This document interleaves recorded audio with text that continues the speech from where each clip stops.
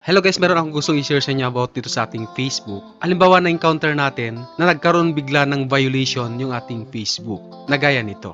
So nakalagay dito guys, page has some issues. We restricted your page because it looks like some of your activity doesn't follow our rules. So ibig sabihin guys, so mayroon daw tayo na violate or hindi natin nasunod na rules ni Facebook. So para ma-check natin, so punta tayo sa ating monetization. And so nakalagay dito guys, monetization status, great job, you're able to earn money from your content. Wala naman nakalagay notification dito na mayroon tayong violation or hindi gumagana na tools natin. Ibig sabihin active lahat yung mga tools natin.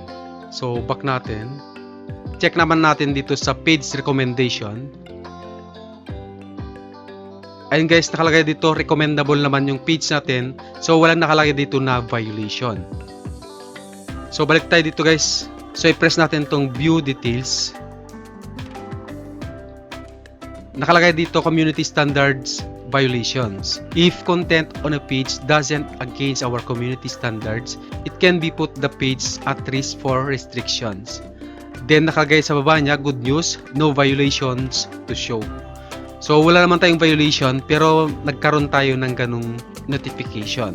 Then nakalagay dito guys, yung matagal na nating violation na nabigyan na natin ng solution or na solve na natin.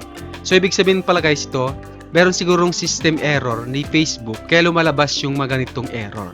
So ignore nyo lang siya guys. Ang mahalaga, gumagana pa rin yung ating mga monetization tools dito sa ating dashboard.